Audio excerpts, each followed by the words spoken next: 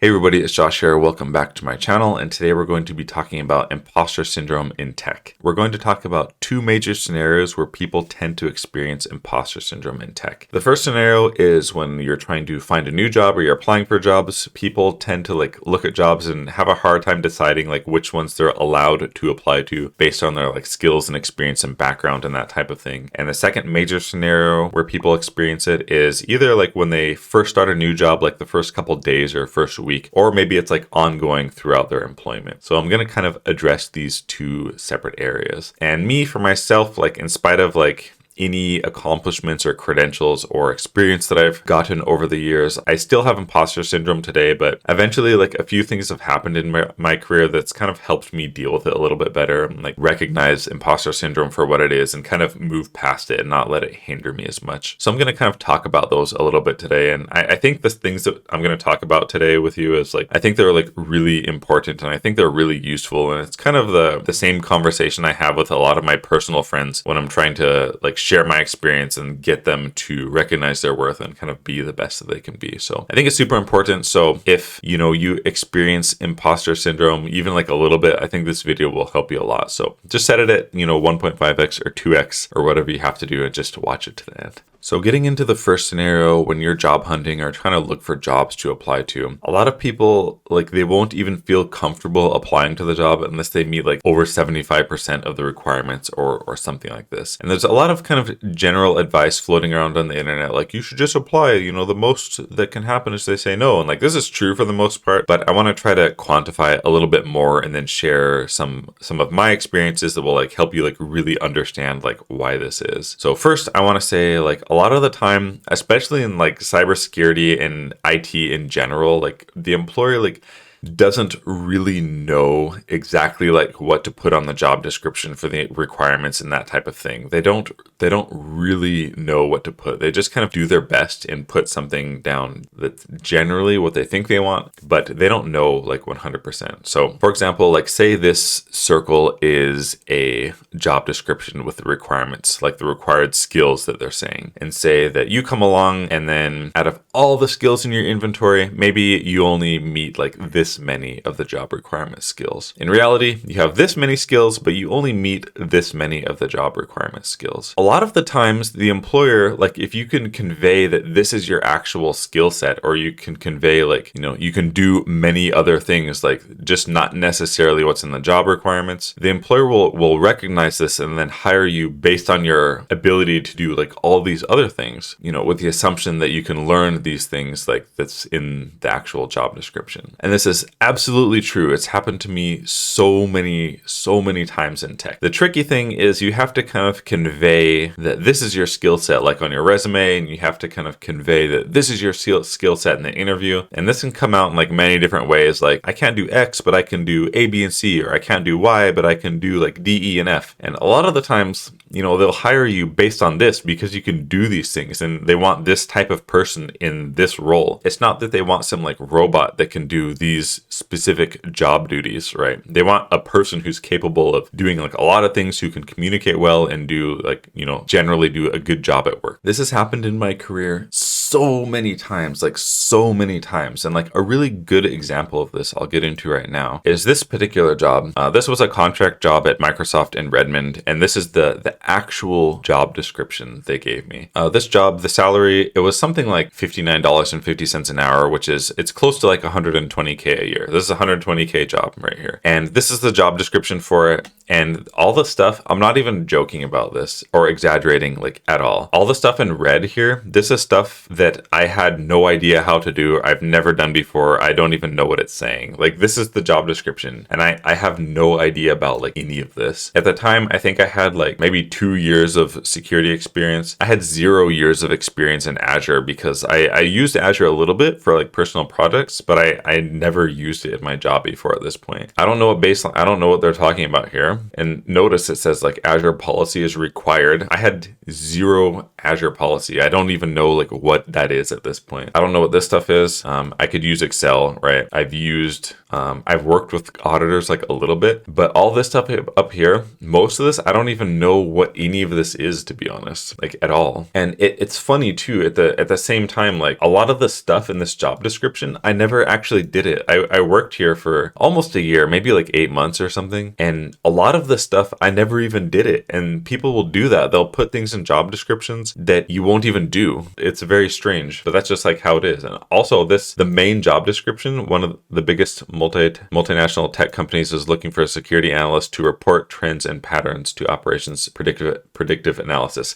Didn't do this at all in this job. I really liked this job a lot. My managers were great and it was fun, but like I didn't do a lot of this. I don't know what a lot of this is. So basically, like what happened with this job is I was talking to a recruiter about it, and I was like, well, like I don't know what any of this is, but I've worked with Azure for my personal projects. I've deployed like, you know, a really simplistic app in Azure, and I've done like X, Y, and Z, but it's like all been on my own time. I don't know if the client wants to talk to me. And then she's like, well, let's just see. We'll like find out. And then eventually, like they ended up reaching back out to me, and they asked me about other stuff that I've done, you know, stuff that's in this part of my circle. And I kind of told them like how I worked with Azure and the other stuff that I've done, like kind of outside of Azure, which is like some SCCM. And I've done some programming like on my own, which I learned from tutorials. And I kind of explained all that to them. And then they're like, okay, let's like have an interview and then have another interview. And then they just ended up like hiring me based on all this other stuff that I've done. And like, really look at this. I don't know like what any of this is still. Like I haven't worked with like AzSecPack. I think this is some like internal Microsoft thing. Like I don't know what a lot of this is. Yet I got hired and worked at this 120K job, and I did a really good job actually. They like, this is weird to say, objectively they liked me working there, and I kind of implemented these things in this video that I talked about. But this has happened to me like over and over and over again in my career, like where I have done like kind of this other stuff that doesn't match the job description, but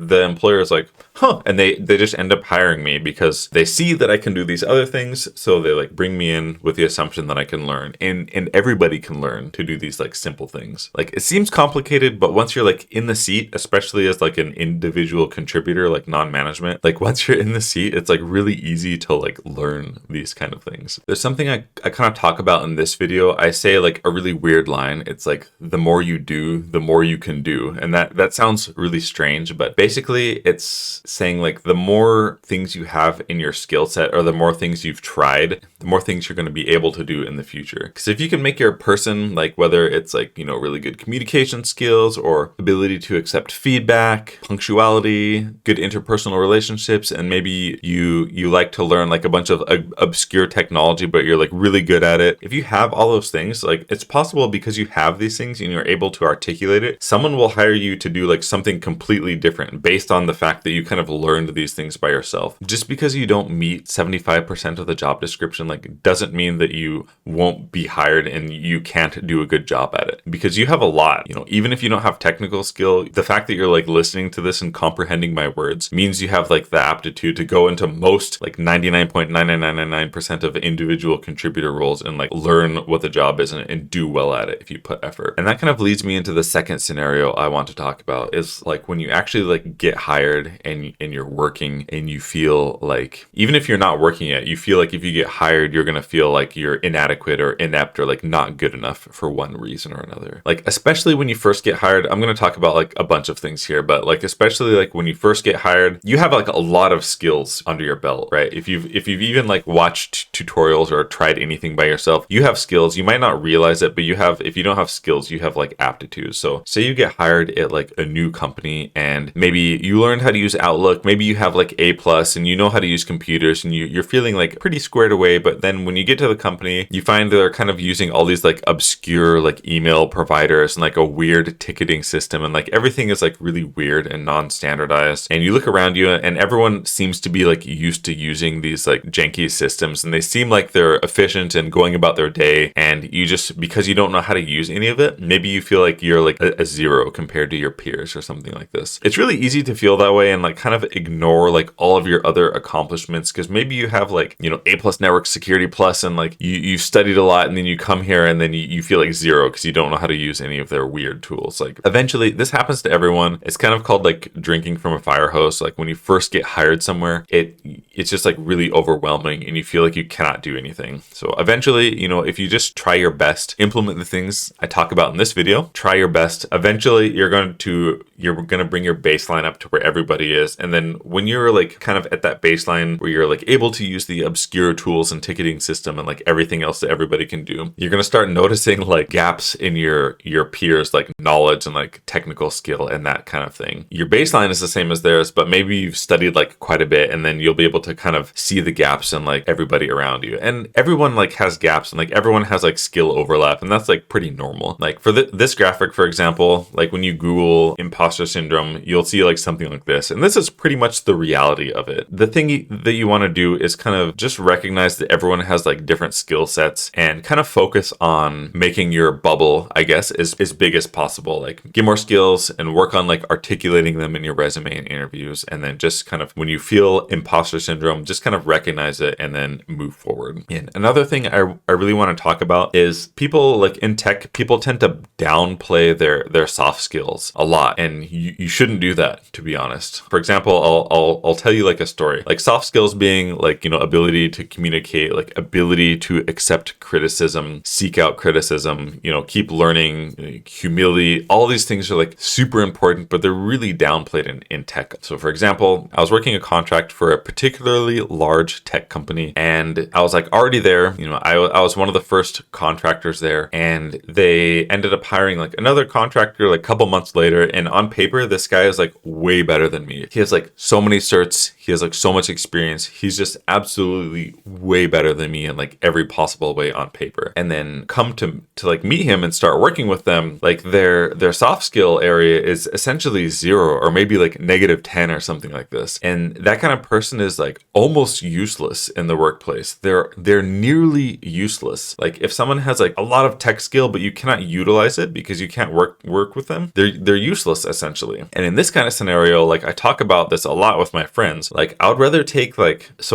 take somebody who's like brand new to tech, maybe they have like A+, or maybe they even just started studying security plus or something and they don't really know that much, but they kind of like meet everything I talked about in this video. I would take that person over that super good guy who looks good on paper like every single time, because they're useful in some capacity, because like maybe they'll listen, they can take criticism, they'll be on time, they'll be like pleasant at least to work with. Like this kind of person is like infinitely more useful than someone who doesn't have soft skill. So like don't downplay your soft skill. Like this circle that I kind of talked about before, like that's not only filled with like tech skill, it's filled with your soft skills and like kind of these 10 kind of things that you can implement. So you have like more capability than you think you do. So for example, let's like look at some jobs like super quickly on Indeed here. So like I can like look at any of these. Like imagine you're like a new person to security or something, and imagine like maybe you have security plus, or maybe you're just like studying for it. I'm like fairly certain, because humans are like really capable of like a lot more than they think they're capable of. Like you're capable of a lot more than you think you're capable of. Like any one of these jobs, like whatever they are, I just searched like security engineer, like 130K, like all these like high profile expensive jobs. If you were say interested in doing this and you got like some base skills and the company just like took you for whatever reason and sat you on the chair and they're like, okay, learn to do this job, you could probably learn how to figure out and do it. Like you could teach yourself, you know, whatever language they want here. This is again an example of a company like just randomly putting a bunch of languages. You could teach yourself like the appropriate scripting language that you need for the job. You can like learn like all of this stuff, and you can eventually like do well at the job. Like no matter what your skill level is now, if you're comprehending what I'm hearing, it's completely possible. If someone put you in this seat and they were like, learn this, you could probably learn it and do really well. Kind of the main problem, like difficulty with this, is you have to like convey that on your resume, and then you have to get an interview, and then you have to convey in the interview that you can do well, and then, you know, subsequently you'll get hired. But just for example, if someone took you and like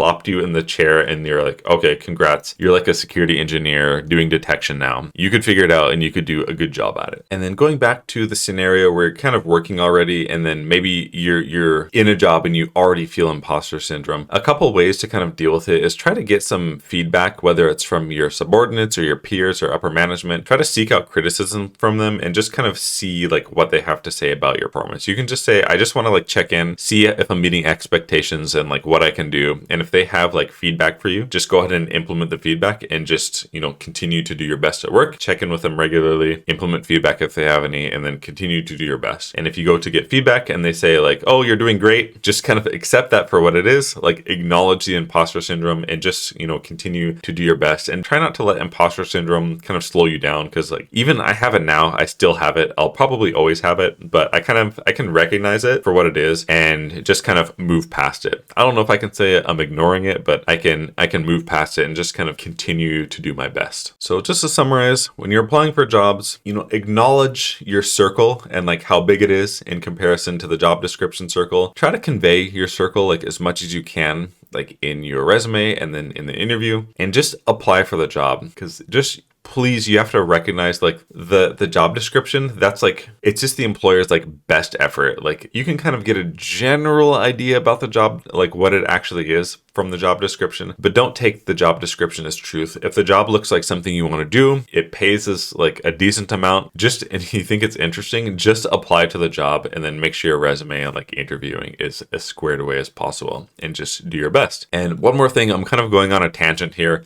But just because, for example, you make like $25 an hour now, doesn't mean your next job, you can't make $50 an hour or $60 an hour or something like this. You don't have to go through some like incremental like staircase of salary to get to the salary that you want to go to. You can make like $20 an hour now and like freaking $60 an hour tomorrow. Like there's no rule in place that says you can't apply for like senior security engineer jobs or like senior security analyst jobs. If you're working help desk or something, as long as you have done like your due diligence and like kind of increase the size of your personal skills circle enough. So don't hold yourself back. Don't like be scared to apply to jobs because the employer, like they don't know what they're doing or saying half the time. That's like really evident with this job, for example. I feel like this job description was made by like a whole bunch of people and they were like, bang, bang, bang, ship it, looks good, let's go. But this was in no way a representation of what I was actually doing with this job. When I sat down at this job, I was a program manager suddenly. I've never been a program manager before, but I was doing like program manager work at this job. And then I was like, okay. And then I put program manager on my resume after this. And then I got hired for another program manager job. It was really crazy. I don't really like doing program manager work, but I'm digressing like quite a bit here. The point I'm trying to say is, just focus on yourself, make your circle as big as possible. Ignore the job description. For the most part, if it looks like something you want to do, just apply for it, right? And then, you should be good. Thank you so much for watching. I appreciate it. If you know somebody who's experiencing imposter syndrome and you think this video might help them, go ahead and forward it to them. I'm sure it will help them and it will help me a lot. It will help the channel a lot. And if you liked this, please consider liking and subscribing to the channel. I'd really appreciate it. I also have a Patreon if you feel like supporting me, and I do one-on-one mentoring too, so check that out in the comment section. Also, I reply to everybody's comments, so if you have questions or criticism or anything, just leave in the comment section. 100% I'm going to read it, 100% I'm going to reply. But anyway, thank you so much for watching, and we'll see you next time. Bye-bye.